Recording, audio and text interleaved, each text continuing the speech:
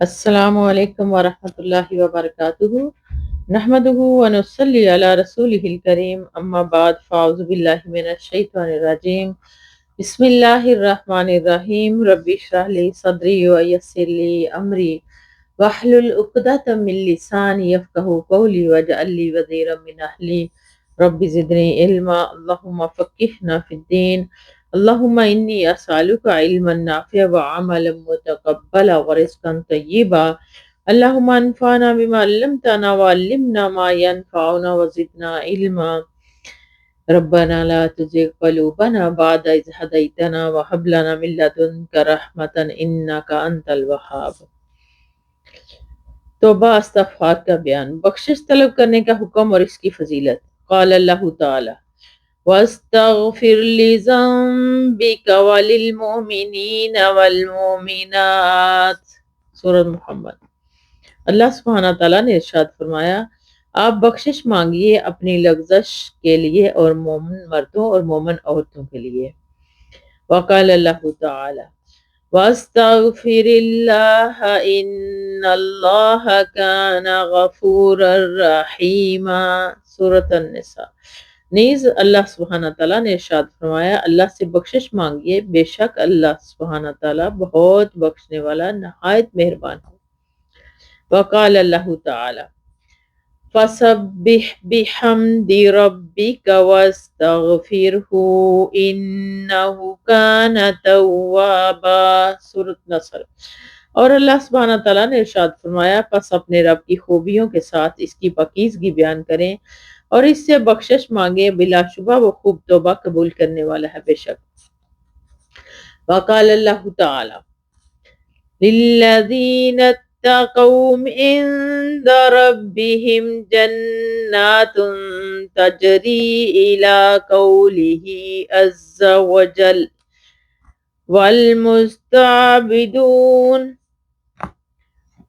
والمستغفرون بالاسحار۔ اور اللہ سبحانہ تعالیٰ نے ارشاد فرمایا، پرہیزگار لوگوں کے لیے ان کے رب کے پاس باغات ہیں، اللہ تعالیٰ کے اس قول تک اور رات کے آخری پہر تک استغفار کرنے والے ہیں۔ وقال اللہ تعالی وَمَن يَعْمَلْ سُوءًا أَوْ يَظْلِمْ نَفْسَهُ ثُمَّ يَسْتَغْفِرِ اللَّهَ يَجِدِ اللَّهَ غَفُورًا رَحِيمًا سورۃ النساء۔ اور نیز اللہ سبحانہ تعالیٰ نے ارشاد فرمایا، جو شخص کسی برائی کا ارتکاب کرے یا اپنے نفس پر ظلم کرے پھر اللہ سے بخشش طلب کرے تو وہ اللہ بہت بخشنے والا نہایت مہربان رحم پانے کرنے والا ہے۔ وقال اللہ تعالی وَمَا كَانَ اللَّهُ لِيُعَذِّبَهُمْ وَأَنْتَ فِيهِمْ وَمَا كَانَ اللَّهُ مُعَذِّبَهُمْ وَهُمْ يَسْتَغْفِرُونَ سورۃ الانفال۔ نیز اللہ سبحانہ تعالیٰ نے ارشاد فرمایا کہ اللہ تعالیٰ تیری موجودگی میں ان کو عذاب دینے والا نہیں ہے، اور اسی طرح اللہ ان کو عذاب نہیں دے گا جبکہ وہ بخشش مانگنے والے ہوں گے۔ یعنی اللہ کے پیارے نبی صلی اللہ علیہ وسلم کو فرمایا جا رہا ہے کہ جب تک آپ ان میں ہیں تو ان کو عذاب نہیں ملے گا۔ وقال اللہ تعالی والذین اذا فعلوا فاحشة او ظلموا انفسهم ذکروا اللہ فاستغفروا لذنوبهم وَمَن يَغْفِرُ الذُّنُوبَ إِلَّا اللَّهُ وَلَمْ يُصِرُّوا عَلَى مَا فَعَلُوا وَهُمْ يَعْلَمُونَ سورۃ آل عمران۔ نیز اللہ سبحانہ تعالیٰ نے ارشاد فرمایا، وہ لوگ جب کسی برائی کا ارتکاب کر لیتے ہیں یا اپنی جانوں پر ظلم کر بیٹھتے ہیں تو اللہ کو یاد کرتے ہیں اور اپنے گناہوں کی معافی مانگتے ہیں، اور اللہ کے سوا کوئی گناہ کو معاف کرنے والا نہیں بے شک، اور وہ اپنے کیے پر جانتے ہوئے اصرار نہیں کرتے۔ اس موضوع پر کثیر آیات ہیں اور مشہور ہیں۔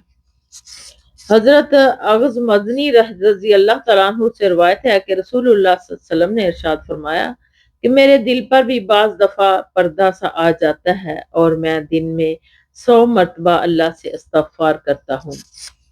فائدہ عین اور غیم یعنی ہم مانی ہے۔ بادل کا چھا جانا مطلب ہے کہ نبی کریم صلی اللہ علیہ وسلم ہر وقت اللہ کی یاد میں مشغول رہتے تھے، لیکن کسی وقت کثرت ہجوم یا عوارض بشرا کے تحت دل پر صحف کا پردہ بھی پڑ جاتا۔ یہ کیفیت اگرچہ بالکل عارضی اور لمحہ گزار کی طرح ہوتی، لیکن پھر بھی آپ جس مقام رفیع پر فائز تھے، اتنی اسی غفلت بھی آپ کو بہت بڑی محسوس ہوتی اور اسے اپنی کوتاہی گردان کر اللہ سے استغفار کرتے۔ اس میں ہمارے لیے بڑا سبق ہے کہ ہم کثرت ذنوب و معاصی کے باوجود اللہ کی طرف رجوع نہیں کرتے اور اس سے استغفار نہیں کرتے، اور جبکہ ہمارے پیغمبر مغفور ہونے کے باوجود کثرت سے استغفار کرتے تھے صلی اللہ علیہ وآلہ وسلم۔ یعنی اس میں ذنوب اور معاصی، ذنوب ذنب سے ہیں یعنی گناہ، اور معاصی نافرمانی یعنی کرنے کے باوجود ہم یہ نہیں سوچتے۔ اللہ سے دعا ہے کہ اللہ سبحانہ تعالی ہمیں نیکی کی توفیق عطا فرمائے۔ حضرت ابو ہریرہ رضی اللہ تعالیٰ عنہ سے روایت ہے کہ میں نے رسول اللہ صلی اللہ علیہ وسلم کو فرماتے ہوئے سنا کہ میں دن میں 70 مرتبہ سے زیادہ اللہ سے استغفار کرتا ہوں اور اس کی طرف توبہ کرتا ہوں۔ رواہ البخاری۔ حضرت ابو ہریرہ رضی اللہ تعالیٰ عنہ سے روایت ہے کہ رسول اللہ صلی اللہ علیہ وسلم نے ارشاد فرمایا کہ قسم ہے اس ذات کی جس کے ہاتھ میں میری جان ہے، اگر تم گناہ نہ کرو تو اللہ تعالیٰ تمہیں ختم کر کے ایسے لوگ پیدا کر دے گا جو گناہ کریں گے اور پھر اللہ سے استغفار کریں گے تو اللہ ان کو معاف فرمائے گا۔ رواہ مسلم۔ فائد نمبر 1، اس کا مطلب یہ نہیں کہ اللہ کو گناہ ارتکاب کرنا پسند ہے، گناہ کا ارتکاب کرنا پسند ہے، بلکہ اس انداز بیان سے اصل مقصد توبہ استغفار کی اہمیت کو واضح کرنا ہے، کیونکہ گناہ تو ہر انسان سے ہوتا ہے، کوئی انسان گناہوں سے پاک یا محفوظ نہیں، لیکن اللہ کو وہ لوگ پسند ہیں جو گناہ کر کے اس پر اڑتے نہیں بلکہ توبہ استغفار کا اہتمام کرتے ہیں اور اللہ کی بارگاہ میں گڑ گڑاتے ہیں۔ نمبر 7 توبہ استغفار سے بندے کا تعلق اللہ تعالیٰ کے ساتھ قائم ہوتا ہے، اس لیے یہ بہت پسندیدہ عمل ہے۔ اللہم ربنا جعلنا منہم، آمین۔ حضرت ابن عمر رضی اللہ تعالیٰ عنہما بیان فرماتے ہیں کہ ہم رسول اللہ صلی اللہ علیہ وسلم کے لیے ایک مجلس میں 100 مرتبہ یہ استغفار کہتے ہوئے شمار کرتے، رب اغفر لی وتب علی انک انت التواب الرحیم۔ رواہ ابو داؤد و ترمذی۔ وقال حدیث صحیح، یعنی اے اللہ مجھے بخش دے، مجھ پر رجوع فرما، بے شک تو بہت رجوع فرمانے والا ہے، نہایت مہربان ہے۔ بے شک۔ فائدہ اس دعا کا ایک ادب یہ معلوم ہوا کہ دعا کے مطابق اللہ کی صفاتی نام استعمال کیے جائیں۔ ربی اغفر لی یعنی رب اللہ کا صفاتی نام، جیسے توبہ استغفار میں اس کی صفت توابیت اور صفت غفوری و رحیمی کا، اور دنیا کے معاملات میں اس کی جواد کریم اور معطی وغیرہ ہونے کا ذکر کیا جائے۔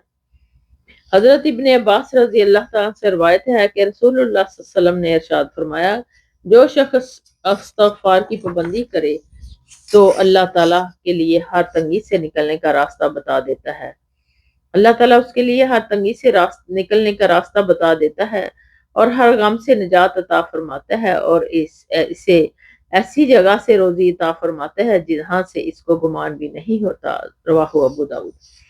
حضرت ابن مسعود رضی اللہ تعالیٰ سے روایت ہے کہ رسول اللہ صلی اللہ علیہ وسلم نے فرمایا، جو یہ کہے استغفر اللہ الذی لا الہ الا هو الحی القیوم واتوب الیہ، میں اس اللہ کے سے بخشش مانگتا ہوں جس کے سوا کوئی معبود برحق نہیں، وہ زندہ اور نگران ہے، اور میں اسی کی طرف رجوع کرتا ہوں تو اس کے گناہ معاف کر دیے جائیں گے، اور اگرچہ اس نے جہاد سے بھاگنے کا ارتکاب بھی کیا ہو۔ اسی ابو داؤد اور ترمذی اور حاکم نے روایت کیا ہے، اور امام حاکم فرماتے ہیں کہ یہ حدیث بخاری و مسلم کی شرط پر صحیح ہے۔ فائدہ بخاری و مسلم کی شرط پر ہونے کا مطلب یہ ہے کہ وہ روایت صحیح بخاری کی راویوں سے واسطے مروی ہے۔ حضرت شداد بن اوس رضی اللہ تعالیٰ سے روایت ہے کہ نبی کریم صلی اللہ علیہ وسلم نے ارشاد فرمایا، بندے کا یہ کہنا سید الاستغفار یعنی استغفار کا سردار، اللہم انت ربی لا الہ الا انت خلقتنی وانا عبدک وانا علی عہدک ووعدک ما استطعت اعوذ بک من شر ما صنعت، اعوذ بک اعوذ لک بنعمتک علی وابوء بذنبی فاغفر لی فانہ لا یغفر الذنوب الا انت۔ تو اے اللہ تو میرا رب ہے، تیرے سوا کوئی معبود برحق نہیں، تو ہی مجھے پیدا کیا، تو نے ہی مجھے پیدا کیا اور میں تیرا بندہ ہوں، اور میں جہالت تک طاقت رکھتا ہوں، جہاں تک طاقت رکھتا ہوں عہد اور وعدے پر قائم ہوں، اور میں اپنے کیے ہوئے عمل کے شر سے تیری پناہ مانگتا ہوں۔ میں ان نعمتوں کا اقرار کرتا ہوں جو تو نے مجھ پر کی، اور میں اپنے گناہوں کا بھی اعتراف کرتا ہوں، چنانچہ جو مجھے معاف کر دے، بے شک تیرے سوا گناہوں کو معاف کرنے والا کوئی نہیں۔ جو شخص یہ کلمات استغفار دن میں دل کی یقین کے ساتھ پڑھے اور شام ہونے سے پہلے موت آ جائے تو وہ جنتی ہے، اور جو اسے یقین کے ساتھ رات کو پڑھے اور صبح ہونے سے پہلے اسے موت آ جائے تو وہ جنتی ہے۔ رواہ البخاری۔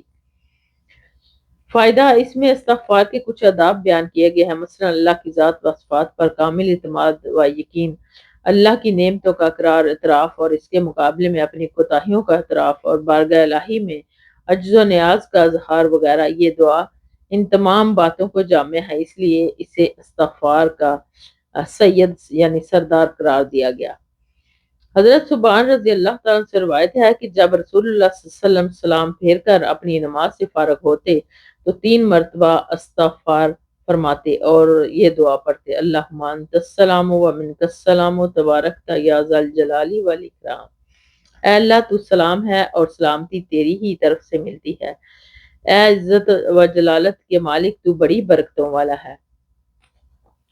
حدیث کے راویوں میں سے ایک راوی امام اوزائی نے سے پوچھا کہ آپ استغفار کیسے کرتے ہیں؟ انہوں نے کہا کہ آپ صلی اللہ علیہ وسلم فرماتے تھے، استغفر اللہ استغفر اللہ استغفر اللہ، میں اللہ سے بخشش مانگتا ہوں، میں اللہ سے بخشش مانگتا ہوں۔ رواہ مسلم۔ فائدہ، سلام پھیرنے کے فوراً بعد دعا پڑھنا مسنون ہے۔ اس مسنون دعا کو چھوڑ کر لا الہ الا اللہ کا ورد، صلاۃ و سلام وغیرہ پڑھنا، اور وہ بھی با آواز بلند سنت رسول سے انحراف ہے، اسی کو بدعت کہا جاتا ہے، جس میں ثواب کی بجائے سخت گناہ ہے، کیونکہ ہر بدعت گمراہی ہے جس کا نتیجہ جہنم ہے۔ اعاذنا اللہ منہم، آمین یا رب العالمین۔ حضرت عائشہ رضی اللہ تعالیٰ عنہ فرماتی ہیں کہ رسول اللہ صلی اللہ علیہ وآلہ وسلم اپنی وفات سے قبل یہ کلمات کثرت سے پڑھتے تھے، سبحان اللہ و بحمدہ استغفر اللہ واتوب الیہ، سبحان اللہ و بحمدہ استغفر اللہ واتوب الیہ۔ اے اللہ میں تیری پاکیزگی بیان کرتا ہوں، تیری خوبیوں کے ساتھ میں تجھ سے معافی کا طلبگار ہوں اور تیری بارگاہ میں توبہ کرتا ہوں۔ رواہ البخاری و مسلم۔ فائدہ، ویسے تو ہر وقت اور ہر دم ہی توبہ استغفار کا اہتمام ضروری ہے اور بہتر ہے، لیکن زندگی کے آخری ایام میں بھی بالخصوص اس کی بہت ضرورت ہے، اور اسی طرح نبی کریم صلی اللہ علیہ وسلم کی سنت پر عمل بھی ہو جاتا ہے۔ بے شک حضرت انس رضی اللہ تعالیٰ سے روایت ہے کہ میں نے رسول اللہ صلی اللہ علیہ وسلم کو فرماتے ہوئے سنا، اللہ سبحانہ تعالیٰ نے فرمایا کہ اے ابن آدم، جب تک تو مجھے پکارتا رہے گا اور مجھے سے امید وابستہ رکھے گا تو تو جس حالت پر بھی ہوگا میں تجھے معاف کرتا رہوں گا اور میں کوئی پرواہ نہیں کروں گا۔ اے ابن آدم، اگر تیرے گناہ آسمان تک پہنچ جائیں پھر تو مجھ سے معافی طلب کرے تو میں تجھے بخش دوں گا اور میں کوئی پرواہ نہیں کروں گا۔ اے ابن آدم، اگر زمین پر گناہوں کے ساتھ میرے پاس آئے تو مجھے اس حال میں ملے کہ تو نے میرے ساتھ کسی کو شریک نہ ٹھہرایا ہو، تو میں بھی اتنی مغفرت کے ساتھ تجھے ملوں گا جس سے زمین بھر جائے۔ اسے ترمذی نے روایت کیا اور کہا یہ حدیث حسن ہے۔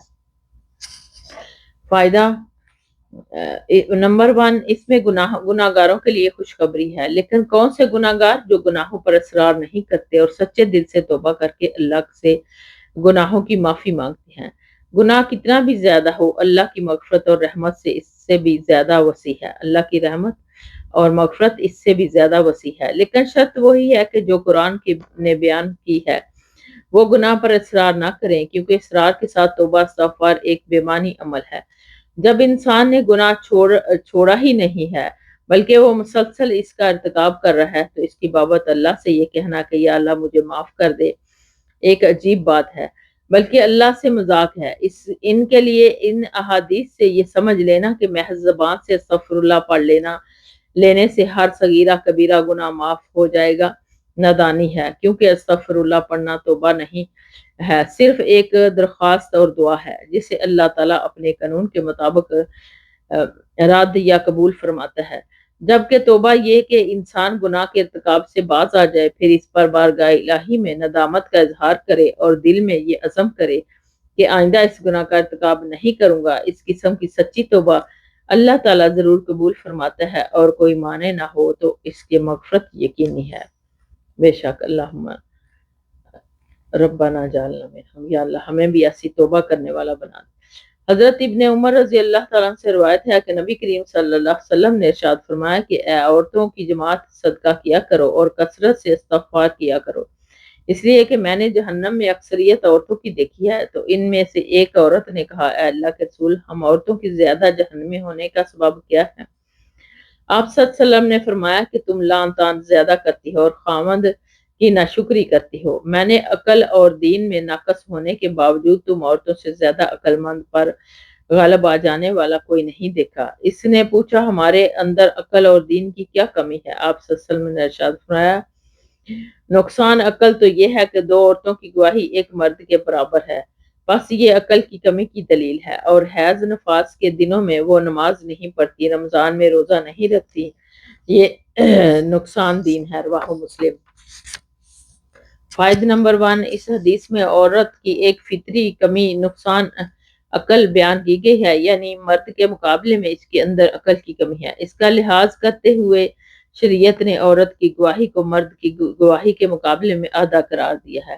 یہ ایسے ہی ہے جیسے عورت مرد کے مقابلے میں جسمانی اعتبار سے کمزور اور نازک ہے، اور اسی جسمانی نزاکت کے پیش نظر شریعت اسلامیہ نے اسے کسب معاش کی ذمہ داریوں سے فارغ رکھا ہے، کیونکہ اس کے لیے اسے گھر سے باہر نکل کر جدوجہد کرنی پڑتی ہے جو اس کی جسمانی نزاکت اور دیگر مقاصد شریعت کے خلاف بات تھی۔ نمبر 2، آج کل کی جدید تعلیم یافتہ عورتیں جو دین اسلام کی تعلیمات سے بالعموم بے بہرہ ہیں، اور وہ ان دونوں حقیقتوں کو تسلیم کرنے کے لیے تیار نہیں، حالانکہ یہ دونوں حقیقتیں ایسی ہیں جن سے مجال انکار نہیں۔ مغرب میں جو مساوات مرد زن کا سب سے بڑا علم بردار رہے، 100 سالہ جدوجہد کے بعد عورت مرد کی مساوی درجے پر فائز نہیں ہو سکی، وہاں آج بھی تمام کلیدی عہدوں پر مردوں کا ہی قبضہ ہے۔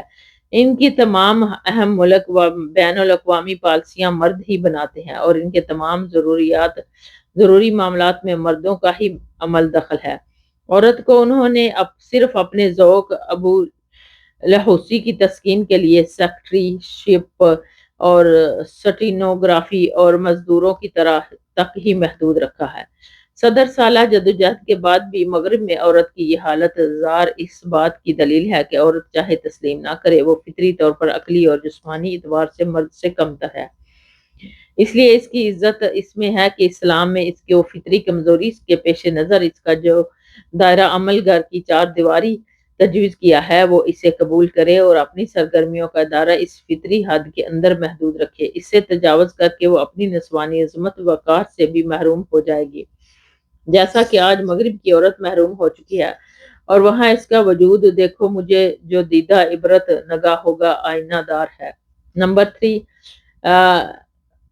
عورتوں کو کثرت سے استغفار اور صدقہ کرنے کے علاوہ خامدوں کی ناشکری اور غیبت، بدگمانی اور لعن طعن سے بھی اجتناب کرنا چاہیے تاکہ وہ جہنم کا ایندھن بننے سے بچ جائیں۔ بے شک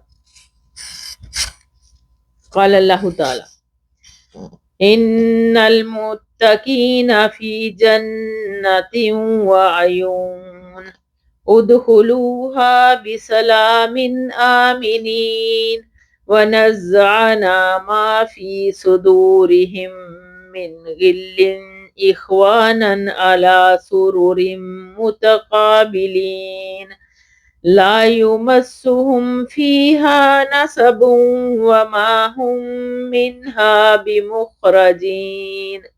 سورہ حجر۔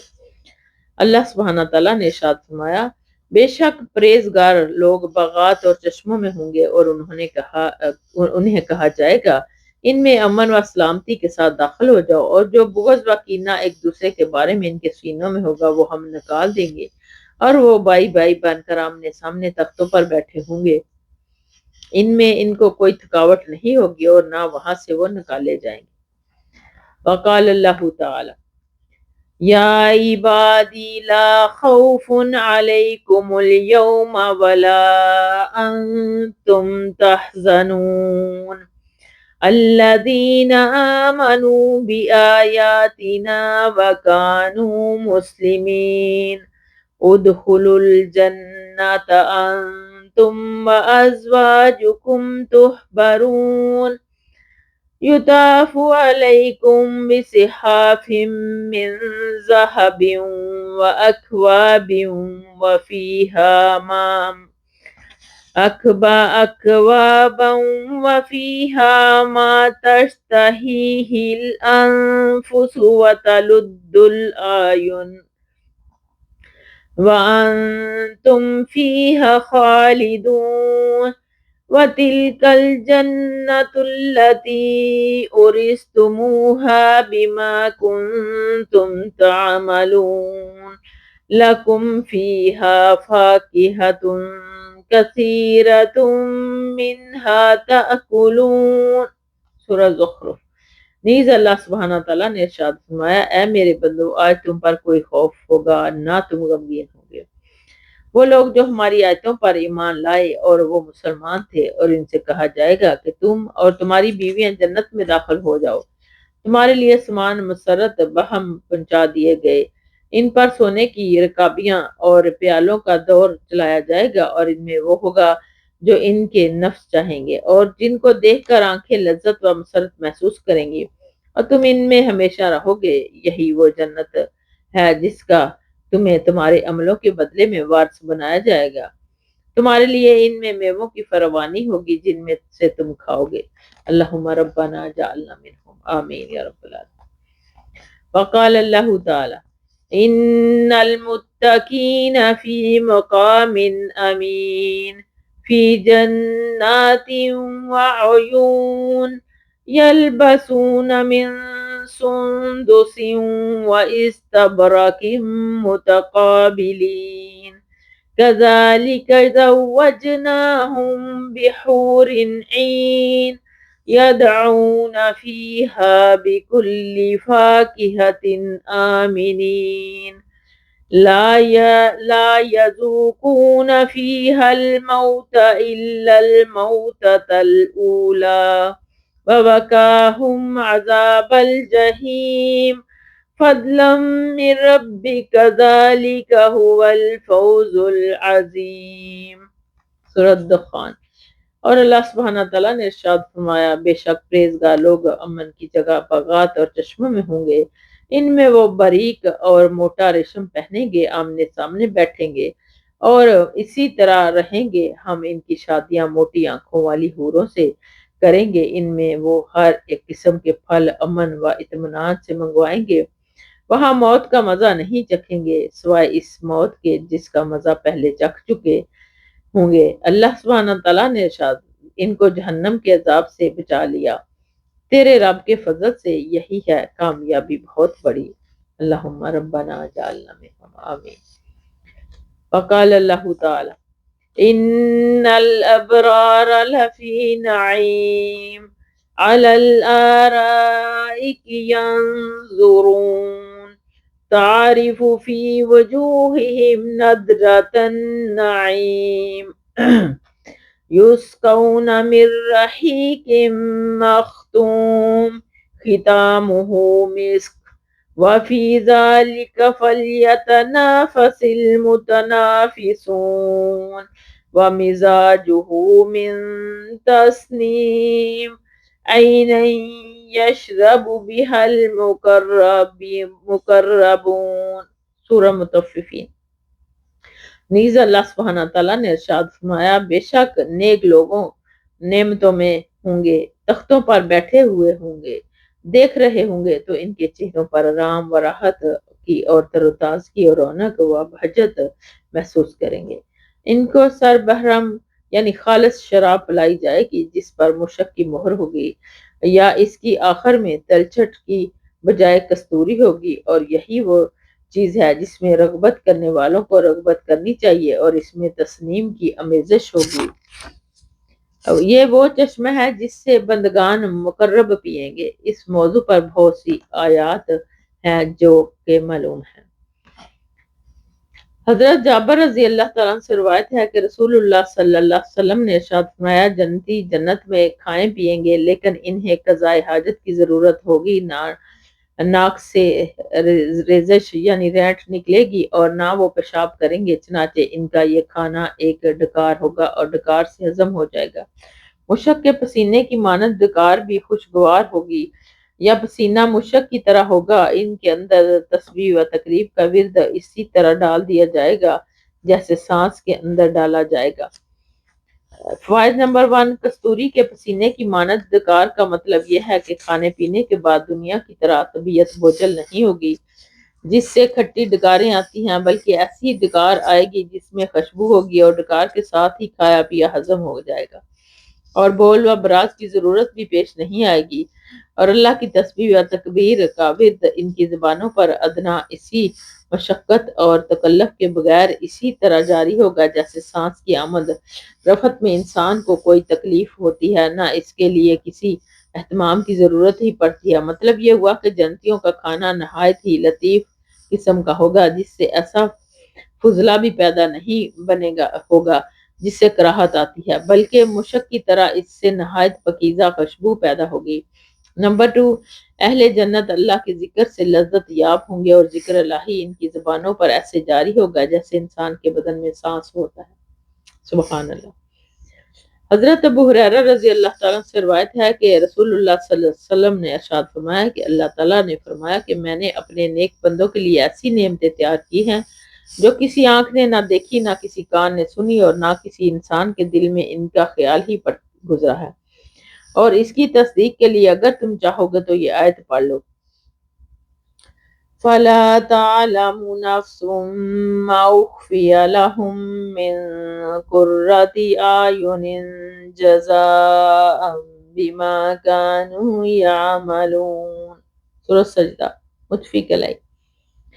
یعنی کوئی نفس نہیں جانتا کہ ان کے عملوں کے بدلے میں ان کی آنکھوں کی ٹھنڈک کا کیا کیا سامان چھپا رکھا گیا ہے۔ رواہ البخاری و مسلم۔ فائدہ، جنت کی نعمتوں کے بارے میں حدیث قدسی بیان کی گئی ہے جس کی تصدیق قرآن کریم کی آیت مذکورہ سے بھی ہوتی ہے۔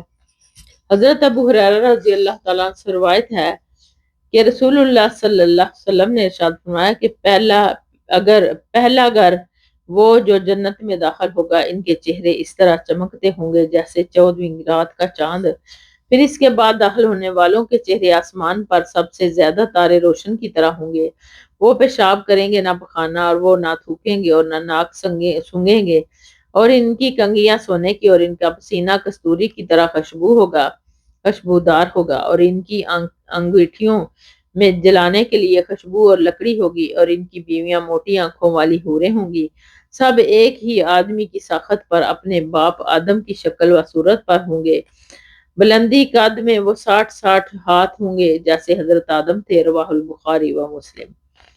بخاری و مسلم کی ایک اور روایت میں ہے کہ ان کے برتن ان میں سونے کے ہوں گے، ان کا پسینہ کستوری کی طرح خوشبودار ہوگا، ان میں سے ہر ایک کے لیے 2 بیویاں ہوں گی، وہ اتنی حسین ہوں گی جس حسن کی وجہ سے ان کی پنڈلیوں کا گودا گوشت کے پیچھے سے نظر آئے گا، اور ان کے درمیان کوئی اختلاف ہوگا نہ باہم بغض و ناد، ان کے دل ایسے ہوں گے جیسے ایک آدمی کا دل، وہ صبح شام اللہ کی تسبیح بیان کریں گے۔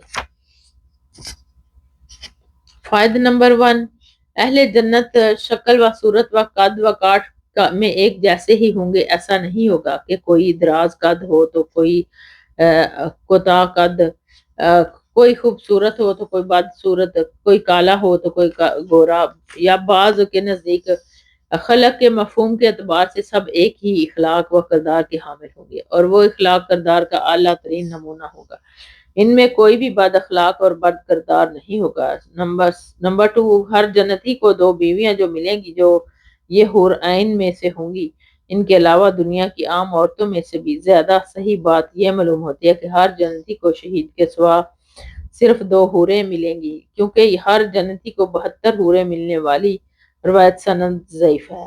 البتہ ترمذی کی ایک اور روایت میں ہے جسے صحیح کہا گیا ہے کہ شہید کے لیے 72 حوروں کا ذکر ہے، جنتیوں کے لیے 2 سے زیادہ بیویاں ممکن ہیں، واللہ عالم۔ نمبر 3، حورا کی جمع ہے، سرخ و سفید حورا اس کے لیے کہا جاتا ہے جو نظریں ان کی حسن و جمال کو دیکھ کر حیرت زدہ ہو جائیں گی۔ عینن یا عینا کی جمع ہے، موٹی آنکھوں والی، جیسے ہرن کی آنکھیں ہوتی ہیں۔ اس کے حسن و جمال کی بابت ایک اور روایت میں ہے، اگر ان میں سے ایک عورت اہل زمین کی طرف جھانک لے تو آسمان و زمین کے درمیان کا سارا حصہ چمک اٹھے اور خوشبو سے بھر جائے، اور ان کے سر پر دوپٹہ اتنا قیمتی ہوگا کہ وہ دنیا مافیا سے بہتر ہوگا۔ رواہ البخاری۔ حضرت مغیرہ بن شعبہ رضی اللہ عنہ سے روایت ہے کہ رسول اللہ صلی اللہ علیہ وسلم نے ارشاد فرمایا کہ حضرت موسیٰ علیہ السلام نے اپنے باپ سے پوچھا کہ جنتیوں میں سب سے زیادہ کمتر درجے کا آدمی کیسا ہوگا؟ تو اللہ سبحانہ تعالیٰ نے ارشاد فرمایا جواب میں فرمایا کہ یہ وہ آدمی ہوگا جو تمام جنتیوں کی جنت میں داخل ہونے کے بعد آئے گا۔ تو اس کو کہا جائے گا کہ جنت میں داخل ہو جاؤ، وہ کہے گا کہ اے میرے رب میں کیسے داخل ہو جاؤں، اے میرے رب میں کیسے داخل ہو جاؤں، وہ کہے گا کہ اے میرے رب میں کیسے داخل ہو جاؤں۔ لوگ اپنے درجات میں رائش پذیر اور اپنے حصوں پر قابض ہو چکے ہوں گے، تو اسے کہا جائے گا کہ تو اس کو پسند نہیں کرتا کہ تجھے دنیا کے بادشاہوں میں سے کسی ایک بادشاہ کی مثل بادشاہی دے دی جائے، وہ کہے گا اے میرے رب میں اس پر راضی ہوں۔ چنانچہ اللہ سبحانہ تعالیٰ ارشاد فرمائے گا تیرے لیے وہی بادشاہی ہے، اس کی مثل اور اس کی مثل اور اس کی مثل اور اس کی مثل، اور تو پانچویں مرتبہ وہ کہے گا کہ اے میرے رب میں راضی ہوں۔ اللہ سبحانہ تعالیٰ ارشاد فرمائے گا کہ یہ تیرے لیے ہے اور اس کی مثل 10 گنا، اور اس کے علاوہ تیرے لیے وہ بھی ہے جس کو تیرا نفس چاہے، اور جسے دیکھ کر تیری آنکھیں بھی لذت حاصل کریں، وہ کہے گا اے میرے رب میں راضی ہوں، ہو گیا۔ حضرت موسیٰ علیہ السلام نے عرض کیا کہ جنتیوں میں سب سے اعلیٰ درجے والا کیسا ہوگا؟ اللہ سبحانہ تعالیٰ نے ارشاد فرمایا یہ وہ لوگ ہیں جو میری مراد ہیں، میں نے ان کی عزت کی درخت کو اپنے ہاتھ سے لگایا اور ان پر مہر لگا دی تاکہ ان کے علاوہ کوئی اور نہ دیکھ سکے، بس اسے کسی آنکھ نے نہیں دیکھا، کسی کان نے نہیں سنا اور کسی انسان کے دل میں اس کا خیال بھی نہیں گزرا۔ رواہ مسلم۔ فائدہ اس میں ادنا ترین جنتی پر جو اللہ کا فضل و کرم اور اس کا انعام ہوگا اس کی تفصیل، اور اعلیٰ ترین درجے پر فائز جنتی کے لیے جو عزت و تقیر، انعام اور کرام کی فروانی ہوگی، اسے اللہ نے یہ فرما کر کسی آنکھ نے نہیں دیکھا، اس کی بے پناہی کی طرف اشارہ فرما دیا۔ بے شک حضرت ابن مسعود رضی اللہ عنہ سے روایت ہے کہ رسول اللہ صلی اللہ علیہ وسلم نے ارشاد فرمایا یقیناً میں اس شخص کو جانتا ہوں جو جہنمیوں میں سب سے آخر میں جہنم سے نکلے گا اور جنتیوں میں سب سے آخر میں جنت میں داخل ہوگا۔ یہ شخص چتروں کے بال گھسیٹتا ہوا جہنم سے نکلے گا، جو اللہ تعالیٰ اسے فرمائے گا کہ جا جنت میں داخل ہو جا، پس وہ جنت میں جائے گا اور اس کے دل میں یہ بات آئے گی کہ پھر وہ تو پھر بری ہوئی ہے، چنانچہ وہ لوٹ کر آئے گا اور کہے گا اے میرے رب میں نے تو اسے برا ہوا پایا، تو اللہ سبحانہ تعالیٰ ارشاد فرمائے گا جا جنت میں داخل ہو جا، چنانچہ وہ پھر جنت میں آئے گا اور اس کے دل میں یہ بات آئے گی کہ وہ تو بری ہوئی ہے، اور پھر وہ لوٹ کر جائے گا اور عرض کرے گا کہ اے میرے رب میں نے تو اسے برا ہوا پایا ہے۔ اللہ سبحانہ تعالیٰ اسے کہے گا جا جنت میں داخل ہو جا، تیرے لیے دنیا کے برابر اور اس سے مزید 10 گنا جنت کا حصہ ہے، یا فرمائے گا کہ تیرے لیے دنیا کی 10 مثل حصہ ہے، چنانچہ وہ کہے گا کہ کیا تو میرے ساتھ مذاق کرتا ہے یا میرے ساتھ ہنسی کرتا ہے، حالانکہ وہ تو بادشاہ ہے، ہنسی مذاق تیرے شان ہی نہیں۔ راوی نے بیان کیا کہ میں نے رسول اللہ صلی اللہ علیہ وسلم کو دیکھا کہ آپ اتنے ہنسے کہ آپ کی داڑھیں ظاہر ہو گئی۔ آپ صلی اللہ علیہ وسلم نے ارشاد فرمایا آپ صلی اللہ علیہ وسلم ارشاد فرماتے تھے کہ یہ سب ادنا درجے کا جنتی ہوگا۔ رواہ البخاری و مسلم۔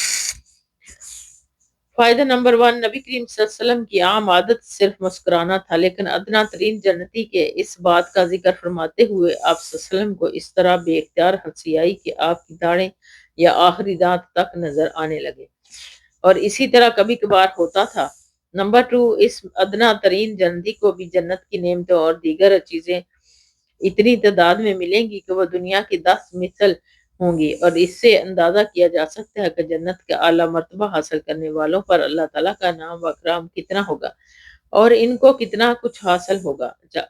اللہ ربنا جعلنا منہم، آمین۔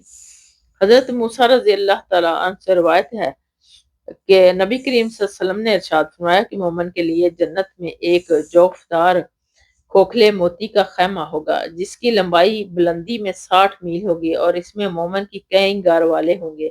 مومن ان پر گھومے گا تو ان کا بعض کو نہیں دیکھ سکے گا۔ رواہ البخاری و مسلم۔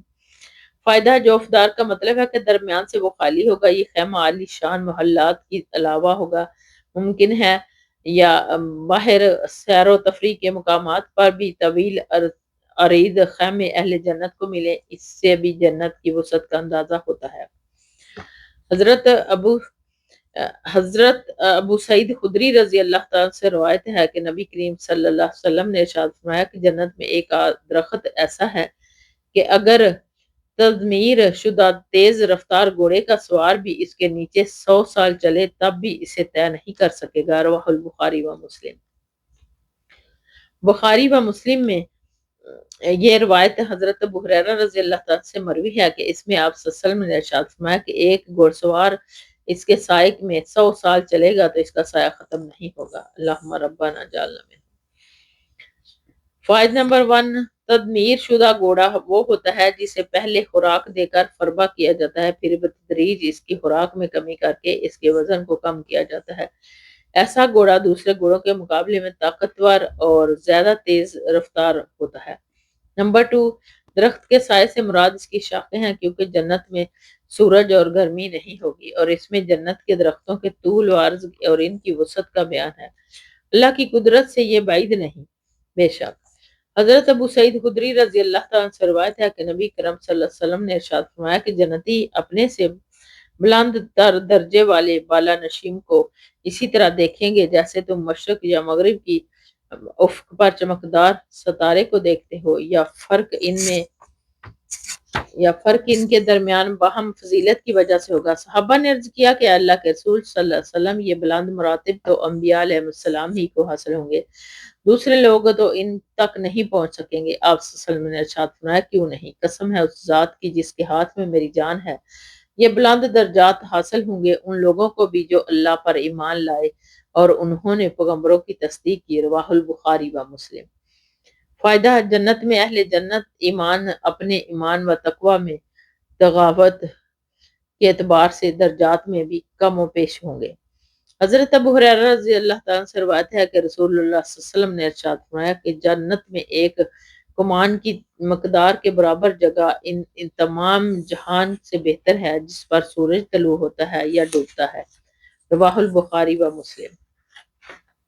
فائدہ نمبر 1، اس میں جنت کی فضیلت کا بیان ہے کہ جنت میں چند انچ جگہ بھر کر دنیا بھر کی جگہ سے بہتر ہے، کیونکہ دنیا میں تو فنا ہو جانے والی ہے جبکہ جنت کو فنا زوال نہیں۔ بے شک حضرت انس رضی اللہ تعالیٰ سے روایت ہے کہ رسول اللہ صلی اللہ علیہ وسلم نے ارشاد فرمایا کہ جنت میں ایک بازار ہوگا جس میں لوگ ہر جمعے کو آیا کریں گے، چنانچہ شمال سے ہوا چلے گی تو جو ان کے چہروں اور کپڑوں میں خوشبو بکھیر دے گی جس سے ان کے حسن و جمال میں اور اضافہ ہو جائے گا، چنانچہ جب وہ اپنے گھر والوں کی طرف واپس آئیں گے، جب ان کے حسن و جمال میں اضافہ ہو چکا ہوگا تو ان کے گھر والے کہیں گے کہ اللہ کی قسم تم تو حسین و جمال میں پہلے سے بھی بڑھ گئے ہو، تو وہ کہیں گے کہ اور تم بھی اللہ کی قسم ہمارے بعد حسن و جمال میں بڑھ گئی ہو۔ رواہ مسلم۔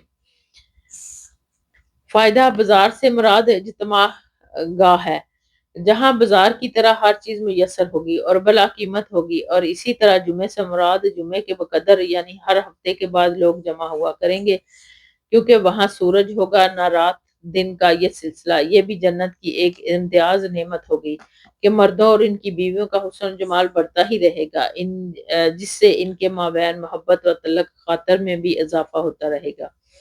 دنیا کی طرح نہیں ہوگا کہ عمر میں اضافے کے ساتھ حسن و جمال ماند پڑ جاتا ہے، حتیٰ کہ بڑھاپے میں دونوں میاں بیوی ایک دوسرے کے لیے جنسی کشش کھو بیٹھتے ہیں۔ بے شک حضرت سہل بن سعد رضی اللہ تعالیٰ سے روایت ہے کہ رسول اللہ صلی اللہ علیہ وسلم نے ارشاد فرمایا کہ جنتی جنت میں بالا خانوں کو اس طرح دیکھیں گے جیسے تم آسمان میں ستارے کو دیکھتے ہو، رواہ البخاری و مسلم۔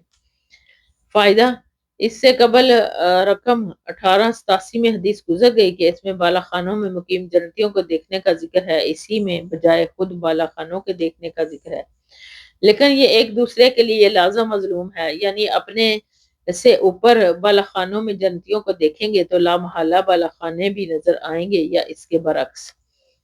حضرت سہل بن سعد رضی اللہ تعالیٰ عنہ سے روایت ہے کہ میں نے نبی کریم صلی اللہ علیہ وسلم کی ایک ایسی مجلس میں حاضر تھا جس میں آپ نے جنت کا تذکرہ فرمایا، یہاں تک کہ آپ فارغ ہو کر گئے، پھر آپ صلی اللہ علیہ وسلم نے اپنی گفتگو کے آخر میں فرمایا کہ اس میں ایسی نعمتیں ہیں جو کسی آنکھ نے دیکھی، نہ کسی کان نے سنی، اور نہ کسی انسان کے دل میں اس کا خیال پیدا ہوا۔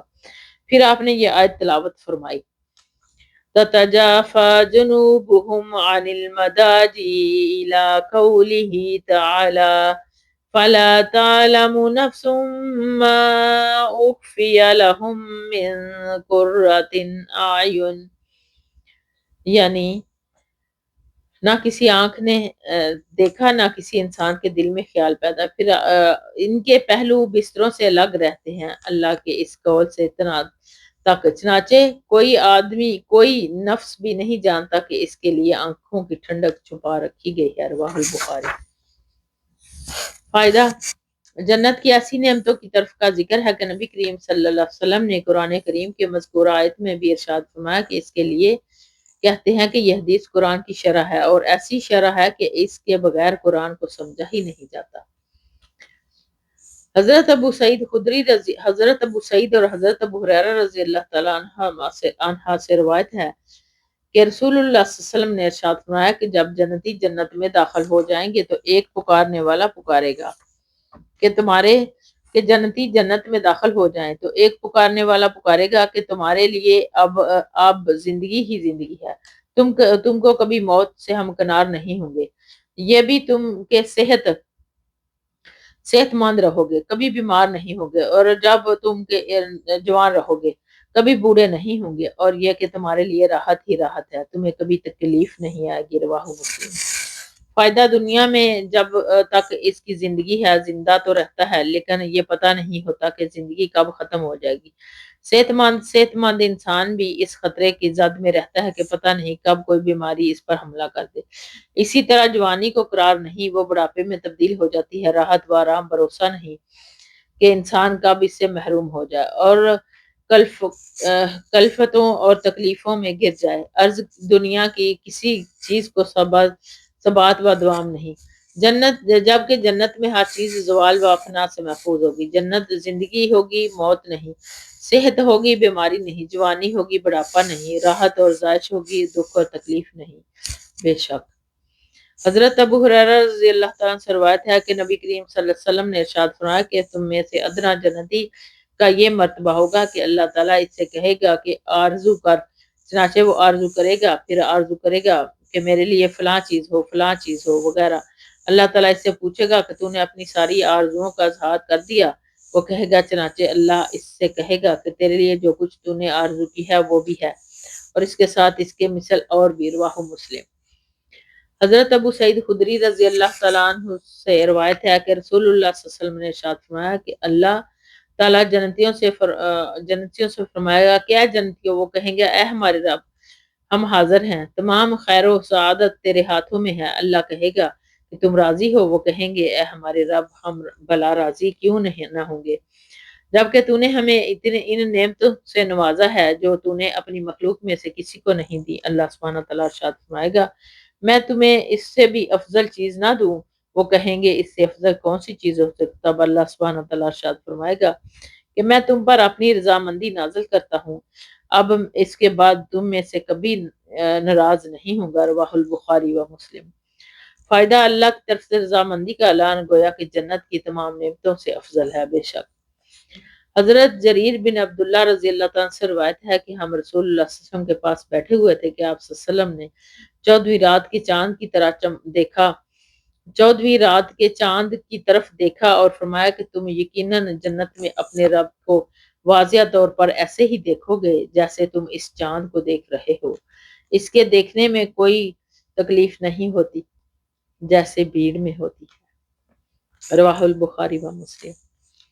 فائدہ نمبر 1، یعنی جس طرح چاند کو دیکھنے میں کوئی ازدحام نہیں ہوتا، کوئی کشمکش نہیں ہوتی، کسی کو معمولی زحمت بھی اٹھانی نہیں پڑتی، بلکہ اسی طرح جنت میں اہل جنت بھی یک وقت اپنے رب کا دیدار کریں گے، اس میں کوئی اس تکلیف نہیں ہوگی۔ نمبر 2، اللہ سبحانہ تعالیٰ کا یہ دیدار کس طرح ہوگا، اس کی بابت کوئی تمثیل یا تشبیہ بیان نہیں کر سکتے۔ لئیسا کا مثلی شیء، بے شک، کیونکہ اس کی مثل کوئی چیز نہیں، البتہ یہ دیدار دنیا میں دنیاوی آنکھوں سے نہیں ہو سکتا،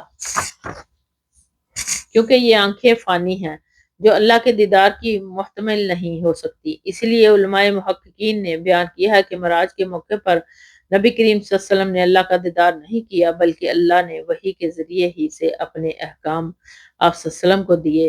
حضرت عائشہ رضی اللہ عنہ کی یہ حدیث بھی اس کی معید ہے کہ البتہ جنت میں یہ دیدار اس لیے ممکن ہو جائے گا کہ وہاں جس طرح ہر چیز غیر فانی ہوگی، اسی طرح اہل جنت کو جو آنکھیں ملیں گی وہ بھی غیر فانی ہوگی، اور ان میں اللہ تعالیٰ کی مشاہدہ اور دیدار کی طاقت ہوگی۔ حضرت صہیب رضی اللہ تعالیٰ عنہ سے روایت ہے کہ رسول اللہ صلی اللہ علیہ وسلم نے ارشاد فرمایا کہ جب جنتی جنت میں داخل ہو جائیں گے تو اللہ تبارک و تعالیٰ فرمائے گا، کسی اور چیز کی خواہش رکھتے ہو کہ میں تمہیں مزید عطا کروں؟ وہ کہیں گے کہ کیا تو نے ہمارے چہروں کو روشن نہیں کیا؟ کیا تو نے ہمیں جنت میں داخل نہیں کیا اور جنت سے نجات نہیں دی؟ پھر اللہ سبحانہ تعالیٰ پردہ ہٹا دے گا اور جنتی اپنے رب کا دیدار کریں گے، چنانچہ وہ کوئی چیز ایسی نہیں دیے گئے ہوں گے جو انہیں اپنے رب سے کے دیکھنے سے زیادہ محبوب ہو۔ رواہ مسلم۔ فائدہ نمبر 1، اس میں بھی آخرت میں رویت باری تعالیٰ کا ثبات ہے، البتہ یہ دیدار جنت میں ہی ہوگا جس سے صرف اہل ایمان مشرف ہوں گے، اور یہ شرف و اعزاز جنت کے تمام نعمتوں سے بڑھ کر ہوگا۔ نمبر 2، یہ مسئلہ قرآن کریم سے بھی ثابت ہے، ارشاد باری تعالیٰ ہے وجوہ یومئذ ناظرہ الی ربہا ناظرہ، سورہ قیامہ۔ اس دن کئی چہرے تر و تازہ ہوں گے، اپنے رب کی طرف دیکھتے ہوں گے۔ اسی لیے اہل سنت کے ہاں یہ عقیدہ متفق ہے کہ کسی میں اختلاف نہیں کہ جنت میں اہل ایمان اپنے رب کا مشاہدہ کریں گے، البتہ خوارج، معتزلہ اور جہمیہ اور مرجیہ وغیرہ گمراہ فرقے اس کو نہیں مانتے۔ اپنے گمراہ عقیدے کی وجہ سے جو یہ لوگ جنت میں بھی نہیں جائیں گے، اس لیے واقعی اس عقیدے کے حامل لوگ آخرت میں بھی دیدار الہی سے محروم رہیں گے۔ کلن انہم من ربہم یومئذ لمحجوبون، یہ بے شک یہ لوگ اس دن اپنے رب کے دیدار سے محروم رہیں گے، اور اہل سنت اپنے عقیدے کے مطابق جنت میں جا کر اپنے رب کے دیدار سے مشرف ہوں گے۔ وَنَسْأَلُ اللَّهُ تَعَالَى أَن نَّكُونَ مِنْهُمْ آمین۔ اللہ سبحانہ تعالیٰ نے ارشاد فرمایا ان الذین آمنوا وعملوا الصالحات یہدیہم ربہم بإیمانہم تجری من تحتہم الانہار فی جنات النعیم دعواہم فیہا سبحانک اللہم وتحیہم فیہا سلام وآخر دعواہم ان الحمد للہ رب العالمین۔ اللہ سبحانہ تعالیٰ نے ارشاد فرمایا کہ بے شک وہ لوگ جو ایمان لائے، انہوں نے نیک عمل کیے، اور ان کا رب ان کے ایمان کے سبب جنت کا راستہ دکھائے گا جن کے نیچے نعمت والے باغوں میں نہریں جاری ہوں گی، اور ان کی پکار میں ان سبحانک اللہم ہوگی، اور ان کی آپس کی ملاقات سلام کے ساتھ ہوگی، اور ان کی آخری پکار کی تمام تعریفیں اللہ کے لیے ہیں جو تمام جہانوں کا پروردگار ہے۔ فائدہ، آیت امام نووی رحم اللہ نے سب سے آخر میں حدیث مذکور کی طرح آیت بھی وہ درج کی ہے جس میں اہل ایمان کے لیے جو عمل صالح سے راستہ ہیں ہوں گے جنت کی خوشخبری ہے۔ اس میں گویا کہ حسن خاتمہ کی طرف اشارہ ہے، اور اس کی دعا اللہ تعالیٰ ہم سب کے حق میں یہ دعا قبول فرمائے اور حسن خاتمہ کی سعادت سے نوازے، آمین یا رب العالمین۔ الحمد للہ الذی ہدانا لہذا وما كنا لنهتدی لولا ان ہدانا اللہ۔ اللہم صلی علی محمد وعلی آل محمد کما صلیت علی ابراہیم وعلی آل ابراہیم وبارک علی محمد وعلی آل محمد کما بارکت علی ابراہیم وعلی آل ابراہیم انک حمید مجید۔ تمام تعریفیں اللہ کے لیے ہیں جس نے ہمیں اس کام کی ہدایت دی۔ اگر اللہ ہمیں اس کی ہدایت نہ دیتا تو ہم خود اس کو اختیار کرنے والے نہ ہوتے۔ اے اللہ ہمارے سردار محمد صلی اللہ علیہ وسلم آپ کی آل پر رحمت نازل فرما، جیسے تو نے ابراہیم علیہ السلام اور ان کی آل پر رحمت نازل فرمائی، محمد صلی اللہ علیہ وسلم اور آپ کی آل پر برکت نازل فرما، جیسے تو نے ابراہیم اور آل ابراہیم پر جہانوں میں برکت نازل فرمائی۔ بے شک تو قابل تعریف ہے۔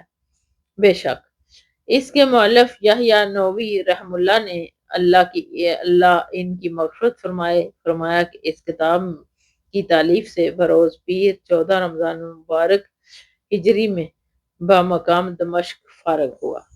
وآخر دعوانا ان الحمد للہ رب العالمین۔ سبحانک اللہم وبحمدک نشہد ان لا الہ الا انت نستغفرک ونتوب الیک۔ السلام علیکم ورحمۃ اللہ وبرکاتہ۔